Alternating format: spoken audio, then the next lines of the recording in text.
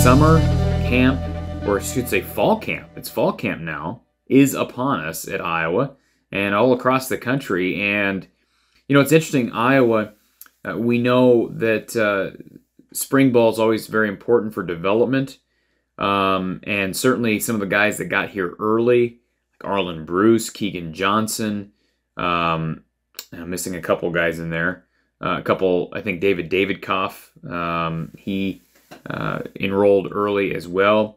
Some of those freshmen that enrolled early certainly have a head start on the new enrollees, but fall camp's a lot about development as well, especially with chemistry. I think offensively, the biggest things I look for with Iowa fall camp is quarterback competition, because although I think we all agree Spencer Petras is going to be the starter week 1, he's going to get better with pressure behind him. And if he doesn't, maybe he's not the man for the job. We know where he struggled last year. Struggled with accuracy, really struggled dialing in the fastball. Basically every pass was a fastball for Spencer Petras. But he got better as the season went on. Didn't look great in spring, but again, we just got a couple glimpses into spring ball.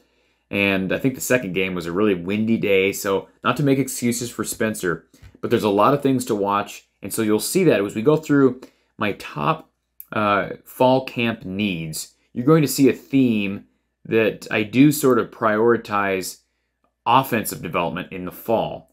And a lot of that has to do with an opportunity for, I think, younger skill position players that are on the offensive side of the ball, needing to develop chemistry with guys like Petras, and for Petras, again, to be able to be pushed by these other quarterbacks who are trying desperately to make a case for QB1. So let's go through these top fall camp needs. Number 1, and I'm not going to surprise anybody with this one, it is the development and the competition behind Spencer Petras.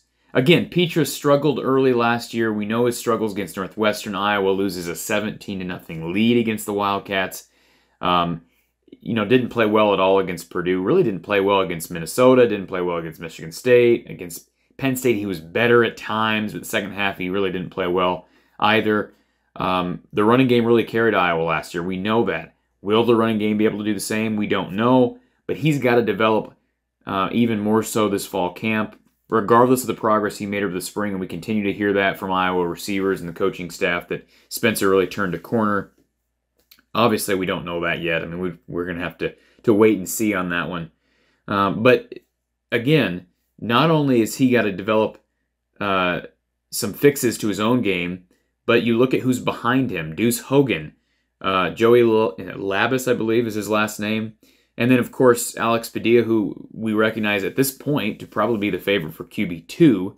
Can those guys continue to develop themselves to a point where Spencer Petras has to get better? And I'm not saying he hasn't gotten better, but can they push him to where he recognizes the need? Because, look, if a quarterback can't handle pressure and competition, then, again, probably not the guy you want at the helm. And let me just put in a plug for Spencer Petras. Everything we've heard about him and everything we've observed of him off the field in interviews with the media, he's a very mature young man and certainly a guy who is confident. I thought he looked uncomfortable last year, but I don't think that's necessarily a lack of confidence. He does have a swagger about him. We have to admit that. I think he is aware of he's obviously aware of what he needs to do better. Famous QB guru out east worked with him this offseason. So he's a guy who understands where he needs to improve. But again, looked uncomfortable last year. So he's going to have to be pushed. And I think the development of Alex Padilla, Deuce Hogan, Joey Labus, those guys are going to have to push Petras. And I think fall camp, August, can be an excellent opportunity for those guys. Labus just got here, was not an early enrollee, so he'll have an opportunity to compete at the quarterback position as well. Number 2, depth at running back. Now, why am I picking out running back? Well, again, I typically prioritize offensive development in the fall.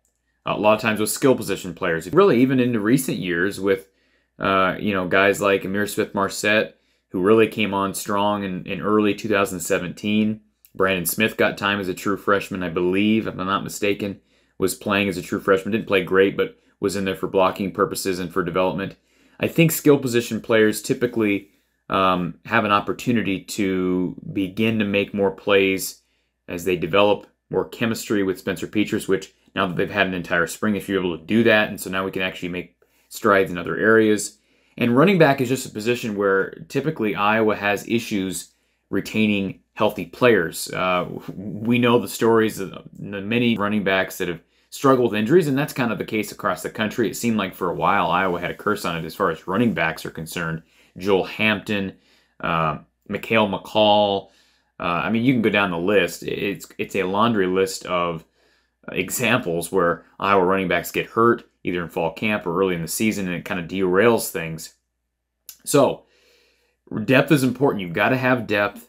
I think it is a question on this team. I'm not real concerned about it at this point. Tyler Goodson has seemed rather durable throughout his time at Iowa thus far.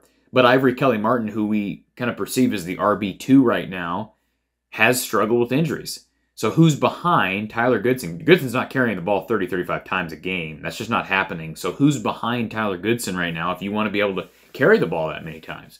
It's probably a Gavin Williams. Maybe it's a true freshman. We'll get to one of the true freshmen that I have my eye on this fall in a moment. But there's going to have to be some work there. And certainly this goes into my number 5, my 5th most important thing, or top camp need for Iowa as well. But that brings us to number 3, and that is development of newly enrolled players. If you look at some of the early enrollees at Iowa, Keegan Johnson, Arlen Bruce, we mentioned David Davidkoff, another guy who for Iowa could maybe see the field early. The offensive line did take a couple of hits. Mark Kallenberger, no longer with the team. Coy Cronk is trying to make an NFL roster spot. They lost some pieces at offensive line. So, guys like David Cobb are going to have to develop. But also, again, these not early enrollees, but the newly enrollees, Michael Mislinski being a guy who, maybe could begin to be, we don't know. This is all speculation at this point, but maybe he's a guy who can develop and deserve some snaps in a game at some point. And again, of course, true freshmen can play up to 4 games and retain their eligibility.